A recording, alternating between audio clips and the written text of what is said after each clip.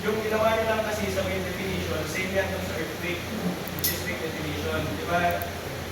Yung itong table na to, define nyo pa lang yung parameters ng seismic. Pero, hanggang hindi ko yung naglalagay ng reference load at saka ng mga load cases na to, useless siya. Kung baga, define mo lang, hindi mo naman ginagamit. Okay, so sa load cases, dito nyo lang gagamitin yung mga define. Okay, yung 1 to 8 nyo, yan yung as earthquake. How about the wind definition? So, na-define lang siya, pero hindi nyo pa siya na-apply. Diba, last activity-ata natin to, yung paglagay ng ng leeward, ganyan. Tsaka pag-solve ng mga pressure. Tama? Kaya ang gagawin na natin dyan, ipapatama na natin siya dito sa may structure nyo. Okay, kung saan yung tatamaan ng mga wind in case na magkaroon ng kung mayroon pag nagkaroon ng bagyo, parang ganyan. Okay, so let's start with dito sa may number 12. So this will be yung number 12 na, diba? Ito yung wind na papuntang positive x and then ito yung windward. Okay, so ang gagawin nyo dito, mag-add lang kayo. So let's say wala na to.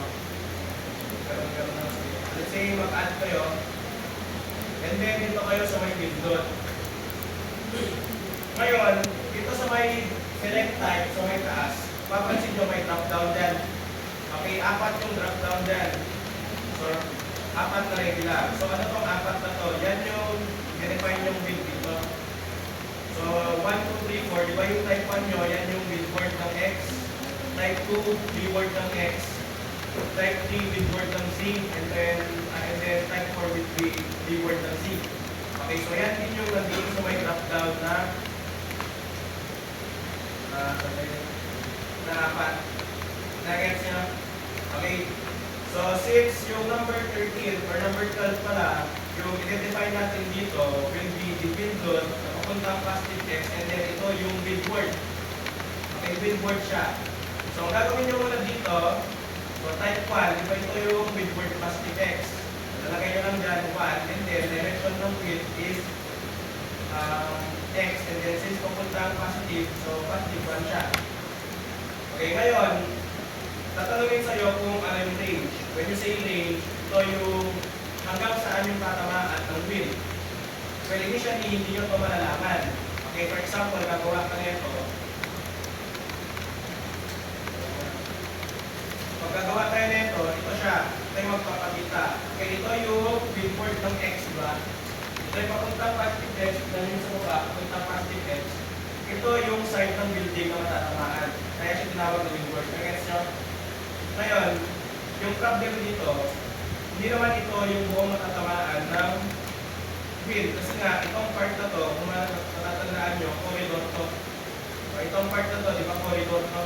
So, ibig sabihin, open yan. Yung side niya na to, itong part na to, i-ano na lang natin, explain na lang natin, para mas makita na lang. Okay, so ito siya. Ngayon, kung yan is corridor, diba, hindi matatamaan itong part na to kasi nga, open yan. I-gets nyo? O ibig sabihin, kailangan natin ma-model, testaan, na itong part na to is open, hindi siya tatamaan. Kumbaga, hindi niya sasaluhin yung wind doon. I-gets nyo? Kasi open siya. Itong part lang na to ang sasalo, kasi nga, ito yung may mga concrete or ito yung may mga walls. I-gets nyo? Okay? So, ang gagawin nyo dyan, balik kayo dito sa may in-assign nyo, i-edit nyo siya, and then i-define nyo yung range. So, before tayo mag-define ng range, balik muna kayo sa geometry, and then importante yung malaman kung saan yung origin nyo. Okay, for example, dito. Okay, hanapin nyo yung origin. Ito yung origin mo, di ba yung starting node. Okay, select nyo lang siya, yan yung 0, 0, 0. Ibig sabihin, yung starting node ko dito sa model na to, itong node na to, nakikita nyo kulay red. Okay, importante yan sa pag-define ng range. Okay, so balik tayo dun sa may loading. So, number 12, ito yung natin. So, edit natin yan. And then, define natin yung range. Dito sa may range, hindi nyo na kailangan baguhin yan. Kasi diba, from the bottom na node, ito, nakikita yung cursor ko, up until taas, diba yan yung katamaan. ng width. Hindi na, wala namang element dito sa may Y na hindi tatamaan ng width. Nagets siya? Okay, yung buong line niya ang tatamaan. So, ibig sabihin, yung Y ratio hindi magbabago as it is na 0, 0. Nagets? Okay, pagdating nyo naman dito sa X-range, ano ba yung X-range? Itong ano naman, yung papuntang positive X. Ngayon, kung titignan nyo, lahat naman ng hindi nyo nababaguhin yung X-range dito kasi nga, di ba yung X-range ng part na to, itong merong window, lahat yan matatamaan. Okay, so ano lang din yung babaguhin nyo dito? Yung Z-range lang. Kasi yung Z, papansin nyo, kita natin siya. Diba, from this node, ito nakita yung cursor ko, hanggang dito lang dapat, okay, na column yung tatamaan. Nagets siya?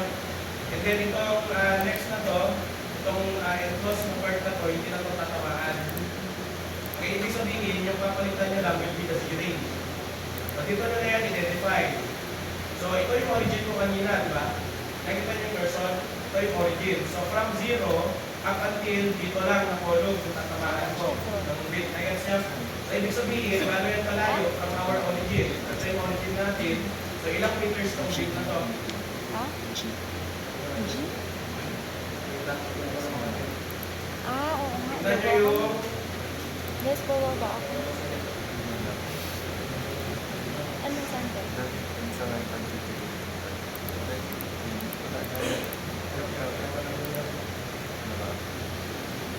Yan yun.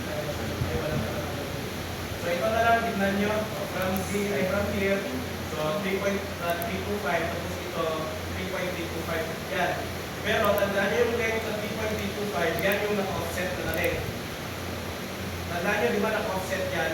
So ibig sabihin, hindi yan yung gagamitin yung length. Ang gagawin nyo dyan, di 3.325 times 2, and then idagdag nyo yung original. So kalahati ng 35 or kalahati ng 150 mm. So overall, yung length nito is 7 meters. Okay, so ilalagay nyo dito, edit nyo, range nyo from 0 to 7. Then i-modify. Magiging ganyan na siya. Okay, ngayon, kung i-delete ko, since meron na kasi ito, i-delete ko na lang itong mga nauna. Kaya yung problem kasi dito, kung papansin nyo yung width, okay, di ba nakaganyan siya? Kung hindi pwede may Eh, hindi naman pwede na iiwan natin butas to kasi nga, di ba merong hollow blocks yan. Ibig sabihin, kailangan nyo din ilagay ito. Kasi ito lang yung hindi tatamaan ng width kasi open. Pero yung kaya nyo sa taas is tatamaan ko rin ng width. Tama? Okay, so pag ganito, wala kayong ibang choice kundi gumawa ng bagong or mag-add kayo again. Okay, mag-add kayo and then dito kayo sa may window tapos kaya ito lang yun. Pero, identify nyo lang yun yung range. Ang identify nyo lang ng range is yung area lang nito with reference to our origin. Ito yung origin natin na doon. Tama? Okay? So, identify natin yung range nito triangular na area na to. So, sa ano natin, kung titignan natin sa y direction, may babagpit na tayo sa y direction. Siyempre meron. Kasi yung tatamaan lang natin, mag-umpisa lang dito sa may baba nitong triangle hanggang sa taas. Ayan siya. So ibig sabihin, from our origin, na itong node na to, diba ito yung origin natin? Gaano kataas up until dito sa baba ng triangle? Ayan siya. So ibig sabihin, kailangan mo ng length nito ng 3.2 up until dito sa taas, 2.5. So 3.2 plus 2.5 is 5.7. So mag-start ko lang at x is equal to 3.2 or at y is equal to 3.2 up until y is equal to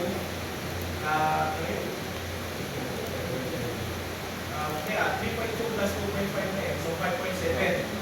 Nagets siya ba? Hindi ko sabihin. Parang for example, i-ano ko na lang, i-drawing ko na lang ulit sa ang tawag dyan, sa page. For example,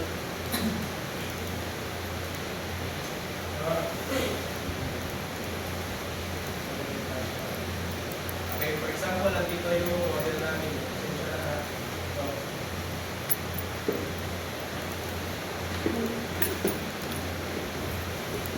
Okay, di ba yung kinukuhanan or yung gusto natin i-define na area dyan, gusto itong area ng triangle na to.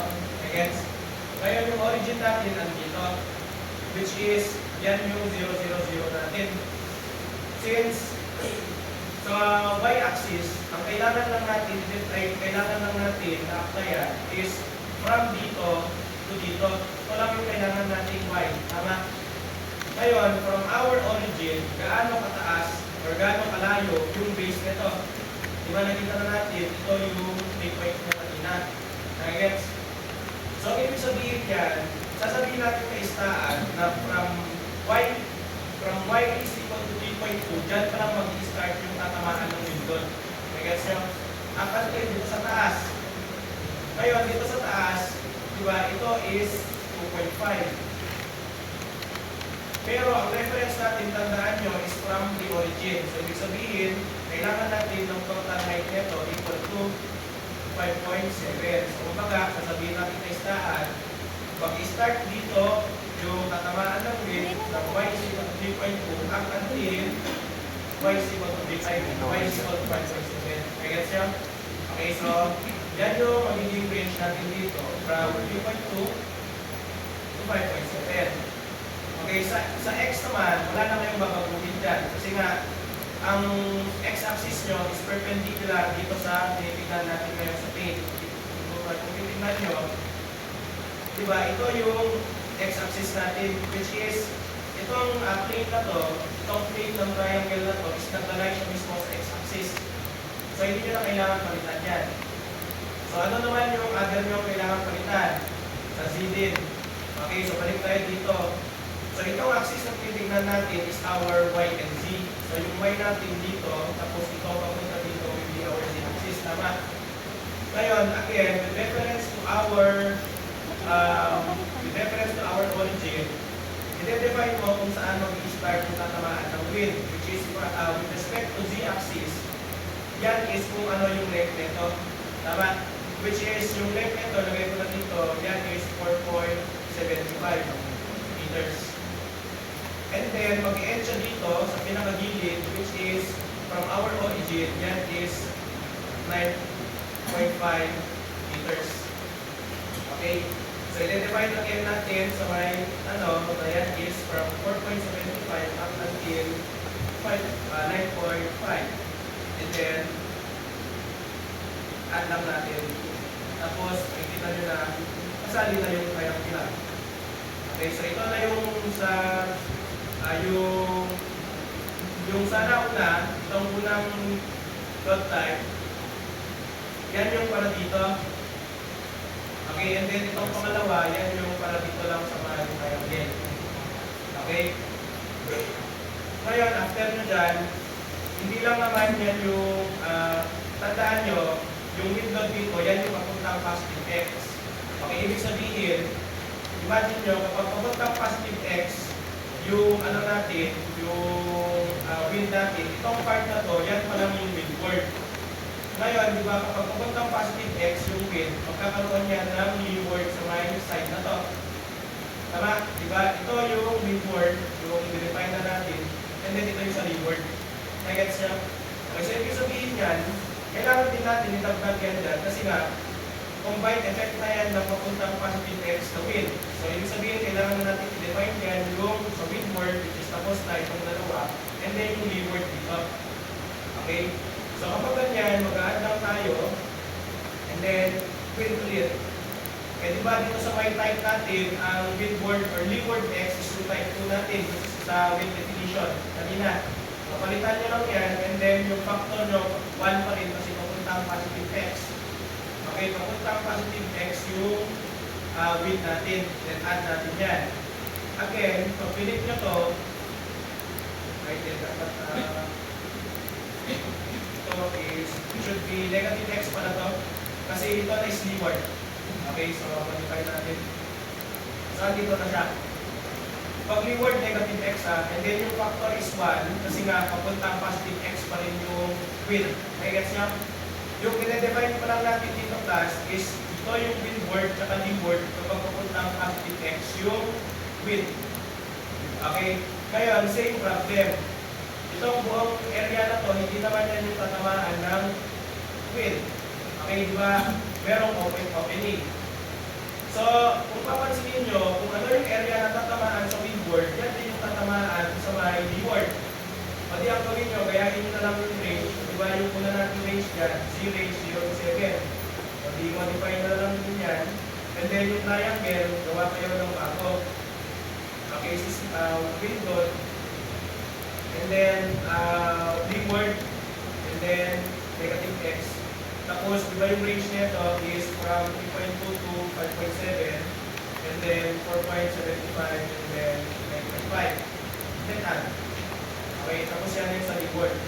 Ngayon, kung sa inyo, box type naman, kumbaga, buong side na to is wall, tapos yung buong side na to is wall, di walang problem. Gagawin mo na lang doon, mag-add kayo, tapos as it is, define nyo na lang. Okay, yung windward mo, positive 1, and then huwag nyo na pagbuhin yung range. Kasi di ba, kapag buong wall to, buong yun yung tatamaan, buong area na yun yung tatamaan ng wind. Okay, gets? Okay, sa inyo na kailangan baguhin, or hindi nyo na kailangan gawin ito, ginagawa ko. Okay, sa inyo, in case lang na may ganitong problem. Pero kapag repeat mo, since frame yan, so most probably, yung mga areas nyo dito is rectangular lang. So okay lang na wala na itong dalawang to. May pang triangle. Okay din yan? Okay. So, ganoon lang din yung gagawin nyo dito. In this case lang, yung wind nyo papuntang negative x. So, kapag papuntang negative x yung wind, magkakabaliktad. Dito yung magiging windward, tama? And then, dito naman yung magiging windward. Okay, gets nyo? Pati, gagawin nyo lang dyan, tayo nyo. Okay, so, delete na lang natin lahat to. Gawa tayo ng bago. So, add lang tayo. And then, again, punta tayo sa windward. So, windward again, papuntang negative x. Tandaan nyo yung windward nandito na sa likod ng model. Ito na yung tatamaan. Kasi papuntang negative x na yung wind. Next, diba? Always kayo mag-refer dito sa may global axis natin. Ang negative x, papuntang, diba, papuntang ganyan na. Okay, so yung magiging windward natin is yung sa likod, tapos yung windward natin dito sa harap. Okay? So, i-define natin yung leeward or yung windward kung papuntang negative x. So, regular kasi windward, tapos pupuntang negative, so negative 1. Okay, and then add muna natin para makita natin kung saan siya. So, dito. And then again, so may opening dyan, gayahin na lang natin yung range na sinara natin kanina, kasi same lang naman yan. So, 0 to 7. And then yung sa triangular, gawa tayo bago. So, regular, tapos negative 1. Then, lagyan na lang natin ng range. So, yung range natin kanina dito, 3.2, 5.7, then 4.75, 5.5. Tapos makikita natin, ito siya. Again, yan pa lang yung sa windward, papuntang negative x. Then, kailangan din natin i-define yung leeward dito. Okay? Then, gayahin na lang yung ginawa natin. So, add ko yan ulit, tapos window.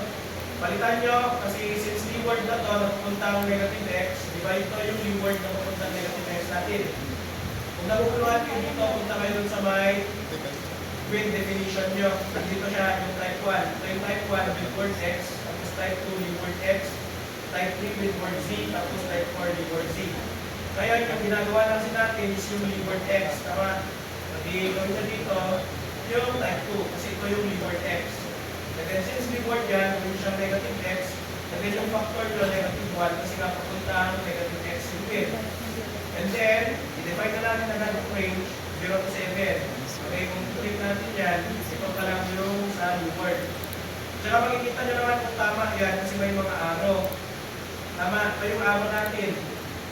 Diba yung effect ng wind sa mga leeward is action. So dapat palabas yung wind natin. So mapapansin nyo, palabas yung mga direction ng wind yan. So ibig sabihin, tama yung ginagawa nyo. Sa windward naman, normal sa area yung wind. Mapapansin nyo, yung wind dyan is normal sa area. So tama lang din yung ginagawa natin dyan. Okay? So ngayon, yung triangle, i-define din natin. So add tayo, window, tapos leeward again, tapos negative x, tapos negative 1. Range niya, 3.2 to 5.7. Tapos ito, 4.75 to 9.5. And add natin. So ito na yung sa leeward ng x. Okay. 1.7.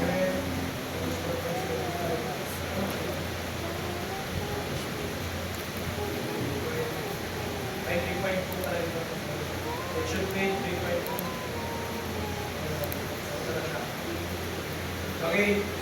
So, kapag natapos nyo na yan pa lang yung will na papuntang positive x at papuntang negative x. Mapapansin nyo, meron pa kayong dalawa na papuntang positive z and negative z. Okay? Pag ano? Pag So, unahin natin yung papuntang positive z. Dito, ito yung sinasabi ko kanina. Most of the time, ito lang naman yung case sa inyo kasi, for example, ito. Papuntang positive z yung, papuntang positive z yung what do you call this? Yung load ay yung link nyo. Wait lang, tanggalin muna natin ito. So, tanggalin muna natin ito. Di ba, pagpuntang positive z naman, itong area na to ang tatamaan. Gets nyo? Hindi pwedeng dito sa labas. Hindi pwedeng, wait lang, tingnan lang natin ito. Hindi pwedeng ito yung tatamaan. Kasi itong part na to, di ba, open yan, corridor. Ang simula ng wall nyo, yung simula ng wall nyo is andito. So, ibig sabihin, dapat ito yung tatamaan ng windload nyo. Papunta ang positive z. Gets? Okay? So, ibig sabihin, kailangan natin i-define yung ratio to later. Pero for the meantime, gawin na lang muna natin, windload, papunta ang positive z, and then factor natin 1, and then yung windward ng z natin yung type T, tama? Okay, so, add muna natin. Kaya kung titignan natin ito, so it should be z windward z pa, diba? Ay, papuntang positive z pa na ito, tama? Okay, so pag papuntang positive z, sorry, i-delete ko muna ito Pag papuntang positive z pala, since papuntang positive z, yung tatamaan na wall is itong wall na to. Okay, ito yung tatamaan na wall. Tama? Buong yan. Nagets nyo? Okay, so ibig sabihin, gagawin lang natin dyan, positive z, and then windward na papuntang positive z is yung type T natin, and then z, tapos add. Dito, wala na tayo kailangang baguhin dyan kasi yung buong wall panel na yan, tatamaan ng wind. Tama? Okay, so ganyan na yan. So next, papuntang positive z, ito na yung sinasabi ko kanina. Papuntang positive z, ito yung leeward niya, itong part na to. Kasi yan yung wall. Okay, gets? Okay, so define lang natin, hindi mag-add ulit tayo. Punta tayo windload, and then yung leeward natin is type 4. So, papuntang positive z, negative z na to kasi leeward, and then papuntang positive z, factor natin is 1. So, kung i-add natin yan, papansin nyo, nandito siya. Pero, ulitin ko, hindi yan yung wall kasi nga corridor yan. Okay? So, again, i-define natin or, define